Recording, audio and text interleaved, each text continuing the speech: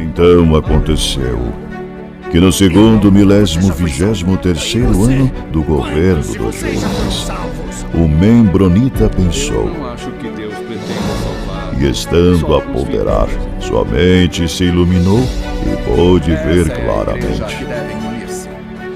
Pois em verdade vos digo, meus fiéis, que se dentre vós algum membronita, deste emana sabedoria e conhecimento, e a verdade vos libertará. Sábio é o membronita que conhece os limites da própria ignorância. A sua alma está em jogo. Decidi investigar melhor o assunto. E que depois de muito conhecimento adquirir, descobre que, por fim, nada sabe. O membro fiel. Saudações, membronitas! Eu sou Ozzy e esse é o Membro Pod, seu canal de podcast de estudo da história da Igreja de Jesus Cristo dos Santos dos Últimos Dias. A gente vai falar um pouquinho sobre Emma Smith. A gente já sabe, né, que ela foi esposa de Joseph, mas muito mais do que isso. Quem foi essa mulher? Ela nasceu em 10 de julho de 1804. Era um ano mais velha que o próprio Joseph. Morreu em 1879 com 74 anos de idade. Aí muito tempo depois da morte de Joseph Smith. Ela é mostrada como a responsável por fundar a organização feminina mais antiga do mundo, que é a Sociedade de Socorro. Fiquem curiosos, dei uma conferidinha no ChatGPT, mas o próprio ChatGPT está meio confuso. Quando eu perguntei qual a organização feminina mais antiga do mundo, ele falou que é o ICW, que é o International Council of Women, fundado em 1888, então bem mais para frente. Perguntei, não seria a Sociedade de Socorro Mormon fundada em 1842? O ChatGPT falou sim, está correto, né? Então a Sociedade de Socorro é de fato anterior ao Conselho Internacional das Mulheres e é amplamente reconhecida por seu papel histórico e contínuo em promover o bem-estar social e espiritual das mulheres e suas comunidades. Bom, imagino, né, que talvez, se não é a mais antiga do mundo, né, ainda em vigor, provavelmente é uma das. A Emma esteve envolvida também com a questão musical, né? Ela que compilou o primeiro hinário da igreja, foi lá em 1835. E parece que ela não compôs os hinos, mas ela fez essa coletânea e organizou o hinário. Bom, mas vamos dar uma voltadinha na vida dela. Pois é, a infância dela. Ela nasceu em Harmony, na Pensilvânia. A mãe dela era Elizabeth e o pai dela era Isaac Hale. Lembra, a gente já viu um episódio ali sobre Joseph Smith, que ele chegou a trabalhar nas escavações, conheceu o Isaac Hale, ele frequentava a casa, então ele conheceu a Emma também, ficou interessado, só que o Isaac não gostou muito dele, falou, cara, esse cara aí não é muito boa gente não vou querer ele pra genro. A família da Emma tinha um pouco mais de condições financeiras do que a família de Joseph, então ela sim teve os estudos, concluiu os estudos, inclusive fez um ano a mais, né, a questão de gramática, para poder exercer a profissão de professora para crianças ali na região onde ela vivia. Quando que ela conheceu Joseph? Em 1825. Ela estava ali com 19, 20 anos de idade. Joseph estava trabalhando ali com o pai dela, se hospedou na propriedade da família dela. Creio que a gente falou sobre isso no episódio sobre caça ao tesouro. Deve ser algum episódio lá pro início falando sobre Joseph Smith, né? Ele tinha essa questão de que, eu posso achar o tesouro e tal. Ele não foi bem sucedido. O pai dela já deve ter imaginado, cara, esse cara aí é um golpista. Mas, né, fazer o que? Ele se encantou pela moça, a moça se encantou por ele, por mais que o Isaac Hale não quisesse essa junção aí dos dois, não teve jeito. Joseph e Emma, então, resolveram fugir. Eles fugiram em janeiro de 1827, e aí, de início, eles foram morar em Manchester. Esse Manchester é lá de Nova York, na casa dos pais de Joseph. Nessa época aí, a Emma tinha 22 anos de idade, Joseph tinha 21. Os registros mostram que a Emma tinha uma relação interessante, uma relação boa com a sogra dela, com a Lucy McSmith. Só que o Joseph Smith não teve uma relação muito boa com o sogro dele, não. Eles se tratavam de maneira bem hostil. A gente já viu até, teve um episódio sobre as ações judiciais, né, criminais que Joseph enfrentou. E quem estava lá para prestar queixa contra Joseph é o sogro dele, Isaac Hale. Cara, eu imagino sim, Joseph é um cara bem galanteador, né, cheio de papo e tal, então sim, imagino que ele conquistou Emma ali tranquilamente, se ele conseguia conquistar o interesse das pessoas por todas essas histórias fantásticas aí que ele criava, não acho que ele ia ter muita dificuldade para conquistar o coração da moça, né. Tanto que, olha ali, ó, eles se conheceram em 1825, então em janeiro de 1827 eles fugiram, janeiro, né? E já em setembro de 1827 a Emma estava indo junto com Joseph lá pro Monte Cumorah, né? Para pegar as placas de ouro. Então, olha aí, ó, né? Alguns meses depois deles terem se casado, já estavam na ativa para essas questões da igreja, da religião que ele estava formando. E olha só que interessante, né? Aqui na Wikipedia está mostrando, ó, Emma ajudou Joseph a esconder as placas, embora nunca tenha tido permissão para vê-las. Bom, eles começaram a sofrer algumas perseguições por conta das placas de ouro, essas histórias religiosas todas, visões e tal. Eles tiveram que se mudar, não teve jeito, né? Começaram a sofrer perseguições e se mudaram para onde? Pois é, para Harmony, para viver na casa dos pais da Emma. Não se dava bem muito com o sogro não, mas não teve jeito. Então o sogro, Isaac Hale, doou uma parte das terras para Emma, assim, né, eles podiam construir uma fazendinha ali por perto e viver em paz por ali. Na Wikipédia está mostrando que a Emma se tornou a primeira escriba a ajudar na tradução das placas de ouro. Olha só, ela tornou-se uma testemunha física das placas, relatando que sentiu-as através de um pano.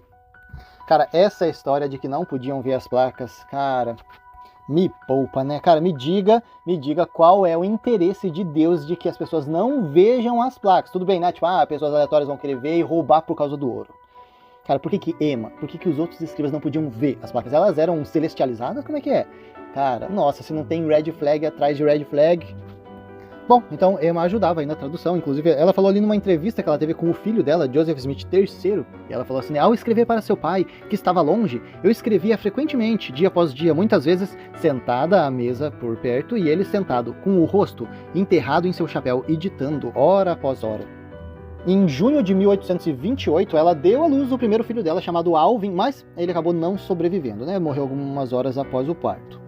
Eles se mudaram, então em maio de 29 eles se mudaram e começaram a viver na casa de David Whitmer, em Fayette. O David já era amigo de Joseph e estava ajudando agora então na tradução do livro de Mormon, que foi publicado em março de 1830. A Emma estava presente também lá em 1832, quando Joseph e Sidney Rigdon foram atacados, lembra? O Piche e Pena. Pois é, de novo eles tiveram que se mudar para aquele cantinho para tentar fugir um pouco da população enfurecida, e a Emma estava lá quando eles foram atacados. Então, obviamente, ela também sofreu com essa situação. Em abril de 1830, eles fundaram então a igreja, inicialmente se chamava Igreja de Cristo. Eles mudaram o nome da igreja lá em 1838, lá 8 anos depois, para a Igreja de Jesus Cristo dos Santos dos Últimos Dias. Pois é, se você não sabia disso, pois é, o nome da igreja inicial era a Igreja de Cristo. Adivinha quem que batizou a Emma? Não foi Joseph. Ela foi batizada por Oliver Cowdery, em junho de 1830. Então, em abril foi criada a igreja, em junho ela foi batizada pelo Oliver Cowdery. Na semana seguinte que ela foi batizada, Joseph já foi preso. Ele foi preso por conta dessas fraudes, né? Então ele já ficou com a ficha suja ali no estado por conta dessas fraudes, por estar dizendo que era visionário, que tinha capacidade de encontrar um tesouro enterrado. Pois é, a gente já viu isso no episódio. E a partir daí a ficha criminal dele não parou mais de crescer. A Emma, né, alguns relatos dizem que a Emma começou a se tornar uma mulher muito abatida por conta dessas prisões aí de Joseph. Naturalmente, né? Tá vendo aqui, ó, eles tinham saído do terreno deles lá em Harmony, aquele terreno que os pais da Emma deu pra eles, por conta da relação deles com os pais da Emma não tá muito boa, então eles foram morar com o David Whitmer, né? Aí eles foram presos, o Joseph foi preso e tal.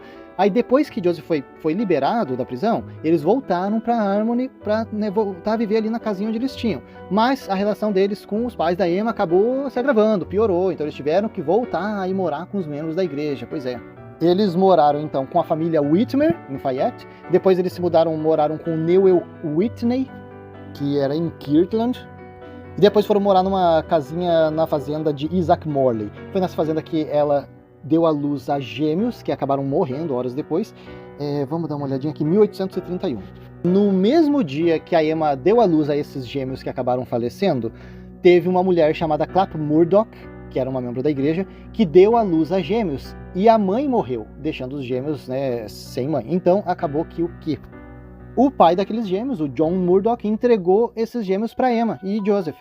Setembro desse mesmo ano, 1831, a Emma se mudou com Joseph, com os gêmeos também ali, né, para a casa de John Johnson, lembra que a gente falou? Em Hiram, lá no estado de Ohio.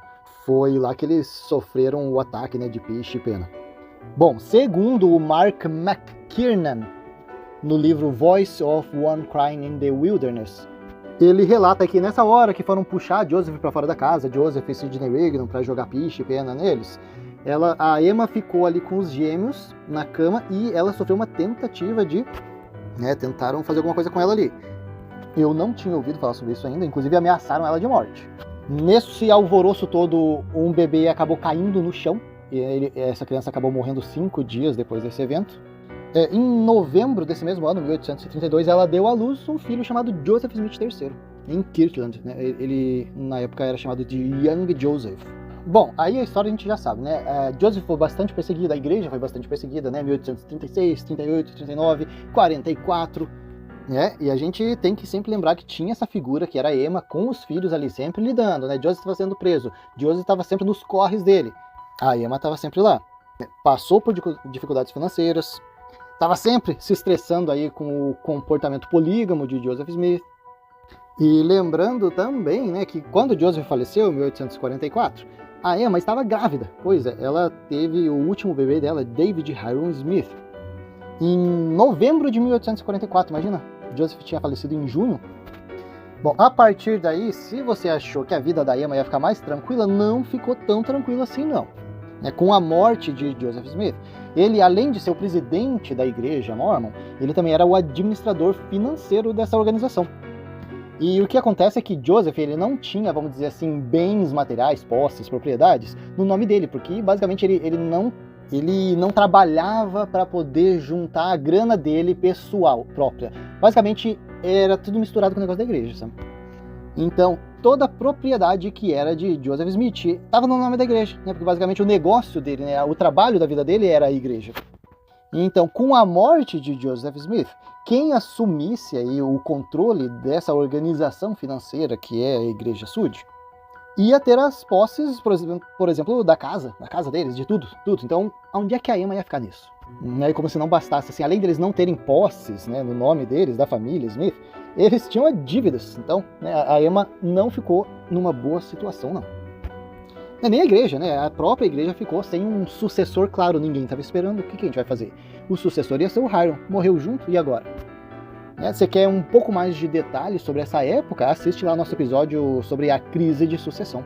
De início, a Emma estava apoiando um tal de William Marks para ser o novo presidente da igreja. Só que acabou que, com o tempo, esse William Marks apoiou Sidney Rigdon. Joseph morreu lá em junho, então 6 de agosto eles já estavam fazendo uma reuniãozinha aí para a igreja votar quem é que tinha que assumir esse negócio aí. E acabou sendo selecionado o quórum dos 12 apóstolos para assumir o controle da igreja. De imediato, como Brigham Young era o presidente do quórum dos 12, ele acabou se tornando então a nova primeira presidência da igreja e, algum tempo depois, ele então se tornou o presidente da igreja lá em Nauvoo. Ou seja, Brigham Young ele acabou virando então o controlador dessa organização financeira que estava por trás da instituição religiosa. Já sabemos que a relação entre Brigham Young e Emma se tornou assim bastante hostil. Tanto a Emma quanto os membros da família Smith não estavam apoiando Brigham Young nessa presidência da igreja. Lembrando que a grande massa dos membros e da liderança da igreja, nessa época, estavam em Nauvoo, e a relação entre os Mormons e seus vizinhos também não estava muito boa. Lembra que logo depois eles tiveram que sair de Nauvoo, até porque o assassinato de Joseph Smith já era o resultado desse conflito. Brigham Young então decidiu abandonar a cidade, Então ele, Brigham Young, junto com os membros da igreja Mormon, resolveram, vamos sair daqui de Nauvoo. A gente não sabe muito bem para onde a gente vai, mas já vamos decidir, vamos sair daqui. Só que a Emma não foi junto, Eles não estavam ligados com essa grande massa Mormon, Eles estavam separados, criaram o próprio grupo deles. Então eles não foram juntos. Então em 1846, quando os Mormons saíram em massa da cidade de Nauvoo, acabou que a Emma e os filhos dela ficaram para trás em uma cidade praticamente deserta. E o que aconteceu com a Emma depois, ela casou de novo? O que aconteceu? Pois é, em 23 de dezembro de 1847, aí, um ano depois que a massa Mormon saiu da cidade de Nauvoo, a Emma se casou com um carinha chamado Major Lewis C. Bidamon. Eles continuaram morando na mesma casa, que a Emma e Joseph Smith moravam, Então ela se casou com esse cara, continuou morando na mesma casa. Eles tinham um comércio, A Emma com esse Lewis, então eles operavam um comércio. E mais tarde também a Emma transformou aquela casa, que a casa era grande, como ela transformou em um hotel. Né? Na Wikipédia está falando aqui. E ela e sua família permaneceram ricos em imóveis. Né? Então parece que aqueles tempos de tribulações ficaram finalmente para trás. O que não é, né, Emma? Casar com um golpista. Baderneiro, tá arranjando treta por onde passa. Mudando de estado em estado e arranjando ficha suja em cada estado que está passando. Sob outro olhar, né, chamaria isso de perseguição religiosa, mas né, fica aí a critério de analisar as informações registradas. Bom, boa parte da família Smith começou a apoiar James Strang, alguns começaram a apoiar William Smith, mas a família da Emma, especificamente, não queria se afiliar a nenhum tipo de santo dos últimos dias. Muitos membros, né, muitas pessoas acreditavam que Joseph Smith III deveria assumir o lugar do pai. Até teve uma promessa, né, uma bênção de Joseph pai para o filho, né, Joseph III. Mas acredita-se que a Emma não queria muito, assim, ela não estava muito interessada em forçar a barra, não, ela não estava interessada em que Joseph III assumisse esse lugar do pai, porque ela já conhecia o caminho das pedras, né, ela já sabia a dificuldade que eles passaram e não queria que o filho passasse por isso, não. Então, em primeira mão, ela preferia um caminho diferente para o filho dela, mas, né, quando o filho relatou, então, né, depois de anos, que recebeu um chamado de Deus, que deveria tomar o lugar do pai como chefe de uma nova organização da igreja, ela apoiou a decisão do filho. Né? Então, olha só, que legal. 6 de abril de 1860, né? Então 30 anos depois da primeira organização da igreja, nosso Joseph III resolveu abrir uma conferência lá em Illinois e fundar então a Igreja Reorganizada de Jesus Cristo dos Santos dos Últimos Dias. A mãe apoiou o filho, né? Ela apoiou Joseph Smith III nessa nova organização da igreja. Inclusive, ela fez o inário dessa igreja também, assim como ela tinha feito, né, para a igreja anterior. Mas é um fato interessante aí no finalzinho da vida dela, é que quando foi indagada sobre a questão da poligamia, a Emma afirmou que, né, Joseph Smith, o primeiro marido dela, não praticava poligamia. Né, algumas pessoas alegam que talvez ela tinha vergonha, né, de que isso aconteceu, mas provavelmente ninguém acreditava que ela não tinha ciência de que isso acontecia ou de que isso realmente não acontecia. Né? Isso aí era uma coisa bem evidente. Inclusive, né, hoje, né, a igreja assume, depois de muito tempo, a igreja assume que Joseph Smith sim praticava a poligamia. Bom, como a gente citou, ela morreu aos 74 anos, em 1879, então ela acabou vivendo 35 anos após a morte de Joseph Smith, o primeiro marido dela. Nesse finalzinho aí da vida dela, ela estava vivendo ao lado dos filhos, né? Então Louis, Julia, Joseph III e Alexander Smith. E de acordo com esse último aí, né, o Alexander, que ele estava ali junto com a mãe na hora da morte dela, diz ele que ela estendeu as mãos para o céu e disse: Joseph, Joseph.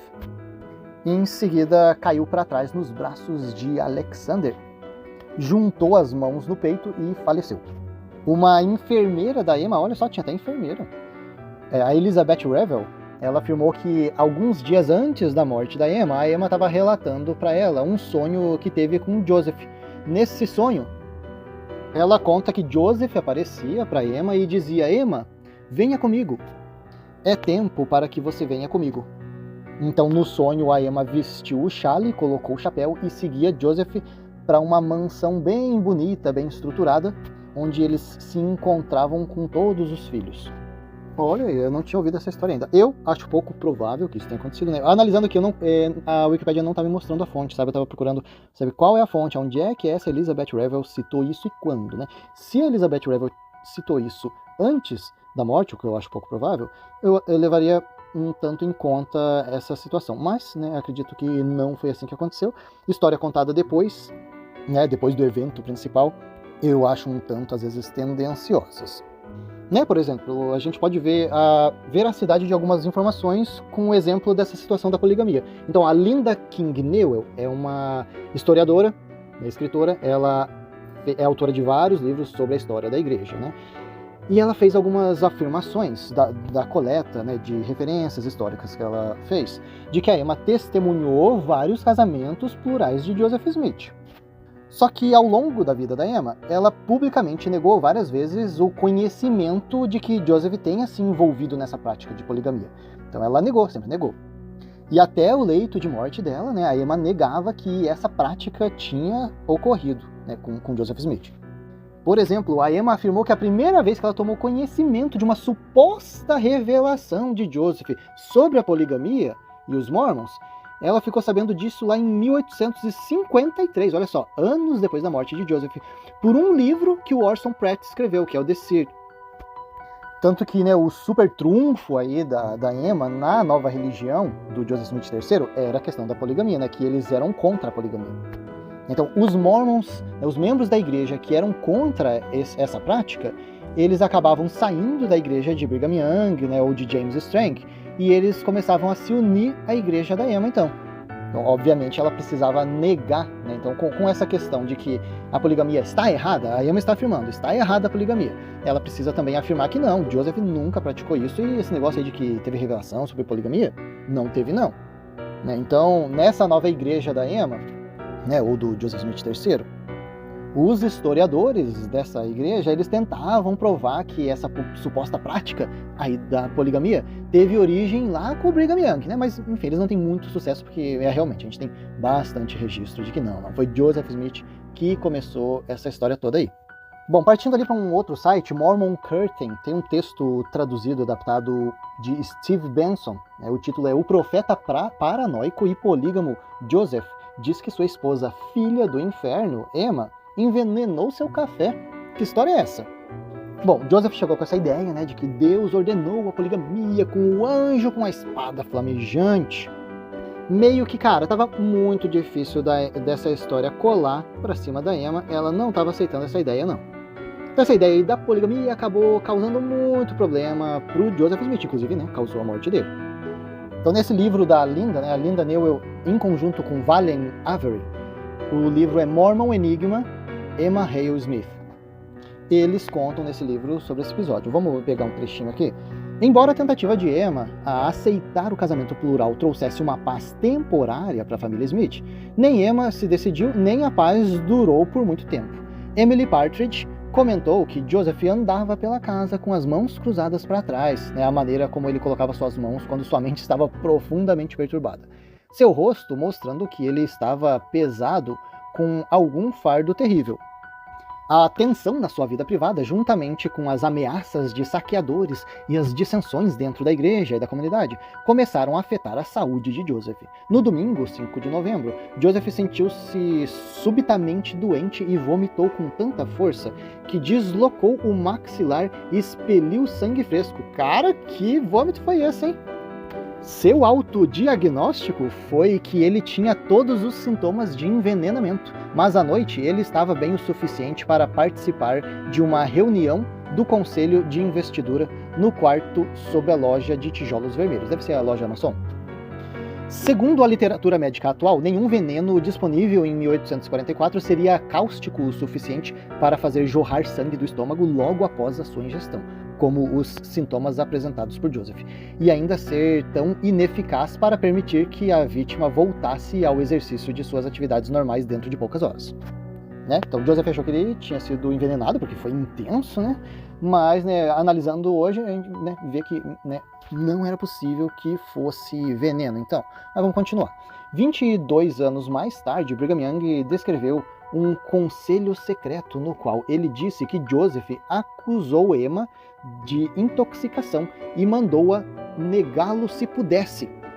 Ele disse que ela era uma filha do inferno e literalmente a mulher mais perversa sobre a terra, que não havia ninguém mais perversa do que ela.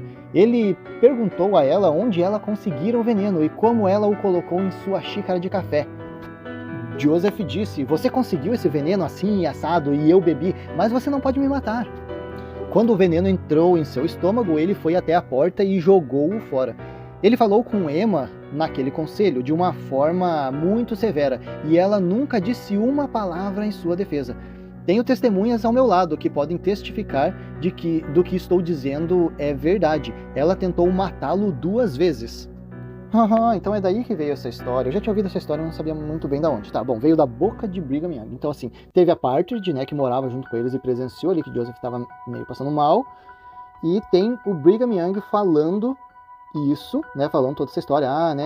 Ele acusou a Emma de ter tentado envenenar ele e ela não se defendeu. E eu tenho testemunhas aqui que podem dizer que eu não estou mentindo. Eu não sei. Eu não confio quase nada no que Brigham Young diz. Mas aí se tem outras pessoas que verificaram a situação, pode ser que isso tenha acontecido. Com pouca informação aqui eu diria que não aconteceu. Que Brigham Young estava mentindo e que ele tinha os álibis dele. Eu não sei, cara, essa história não ia passar sem a fofoca cair, cara. Sem a fofoca cair. Vamos continuar aqui. Brigham Young não entrou em detalhes sobre a segunda ocorrência alegada, mas em 1866, a retórica de Brigham poderia muito bem ter sido mais forte do que as palavras reais de Joseph. Aumentou, né? A gente vê que aumentou um pouco. Bastante. Pois veio num momento em que Brigham estava particularmente hostil em relação a Emma. Óbvio, né? Evidente, né? Ele não estava sendo aceito como o presidente da igreja pela Emma. Inclusive ele tinha proposto o casamento para Emma, né? Emma não quis de jeito nenhum. Então eu imagino que sim, ele tinha bastante motivação para tentar denegrir a imagem da Emma. Então, né, provavelmente muito das palavras, né, ou às vezes dos fatos que aconteceram ali relatados por Brigham Young, não ocorreram daquela forma. Vamos continuar? A evidência sugere que Joseph de fato acusou Emma de envenenar seu café. Então a Linda fez esse estudo e ela verificou que sim, bastante evidência sugere isso. Registros em seu diário dizem que ele e Emma não participaram do círculo de oração na reunião. Estavam tretados. Isso é particularmente importante porque os membros eram convidados a não aderirem ao círculo de oração se tivessem sentimentos de antagonismo em relação a qualquer outra pessoa no grupo. Quem é membro sabe disso, né? Tá aí, né, com um sentimento ruim, não participa do círculo de oração. Somente circunstâncias incomuns teriam restringido. Por que a Emma não participou? Aparentemente, Joseph acreditava na época que Emma o envenenara, mas uma forte evidência sugere que seu autodiagnóstico estava errado e também sua acusação contra Emma. 5 semanas mais tarde, Joseph novamente sentiu náuseas e vômitos súbitos. Acordei esta manhã com boa saúde, mas logo fui subitamente tomado por uma grande secura na boca e na garganta, e doença no estômago, e vomitei. Eu nunca fiquei tão prostrado em tão pouco tempo, mas à noite estava consideravelmente bem. Ele mencionou estar um pouco mal de saúde em 21 de janeiro, um pouco indisposto em 2 de abril e de repente doente em 28 de abril. Indigestão aguda, intoxicação alimentar, úlceras, cálculos biliares e outras doenças causam reações semelhantes às de Joseph. Certamente a vida de Joseph foi preenchida com tensões emocionais, conflitos que tradicionalmente acompanham as úlceras. Quando ele teve o seu segundo ataque de vômitos, no início de dezembro, o seu diário afirma: "Minha mulher cuidou de mim, assistida pelo meu escrivão Willard Richards e seu irmão Levi, que administrou algumas bebidas leves." Então, neste caso, Joseph retratou Emma como uma ajudante e enfermeira, ao invés de acusá-la. Tá aprontando, né, Joseph? Tá aprontando, você sabe que tá aprontando, daí você fica aí meio paranoico com a Emma, né? Fazer o quê? Né? Deixa de ser vacilão. Então, continuando ali no livro, ele, Joseph, aparentemente não conseguiu modificar as conclusões de Brigham Young e John Taylor, pois Emma ficou para sempre como suspeita em suas mentes. Histórias de envenenamento atraíam outra suspeita. A filha de Samuel Smith, Mary, escreveu mais tarde a sua prima Ina Colbrith. Escreveu dizendo que Eliza R. Snow envenenara Joseph.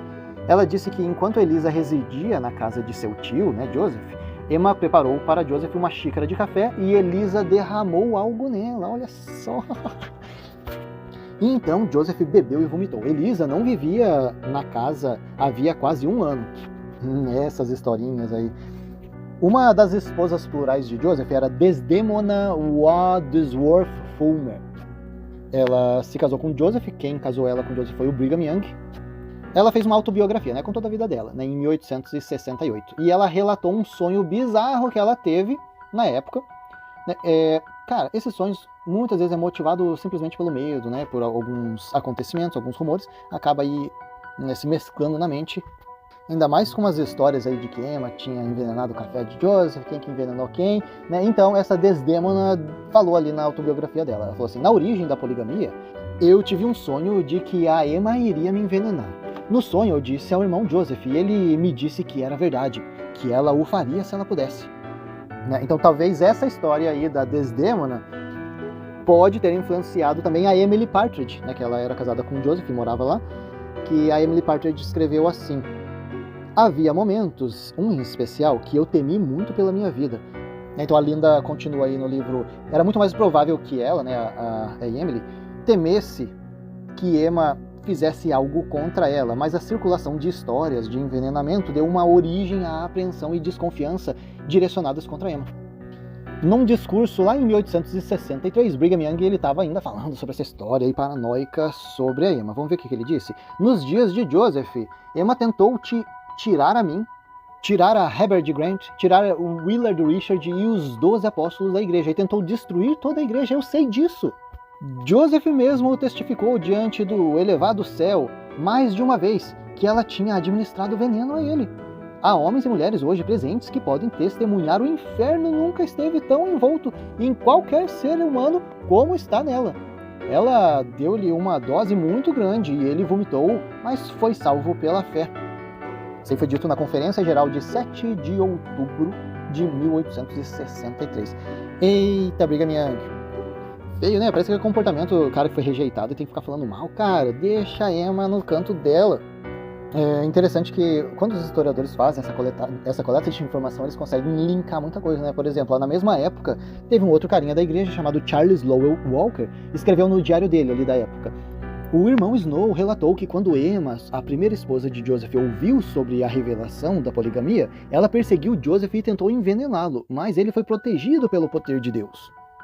Bom, né, o que a gente tira aqui dessa historinha, né, que independente da Emma ter tentado realmente envenenar Joseph ou não, que eu acho que pouco provável, era mais paranoia, obviamente, né, isso retrata uma imagem de que não tinha muita felicidade conjugal aí. Bom, se você tem alguma informação interessante sobre a Emma que a gente não abordou aqui, deixa nos comentários aí pra gente. A gente vai ficando por aqui e até a próxima.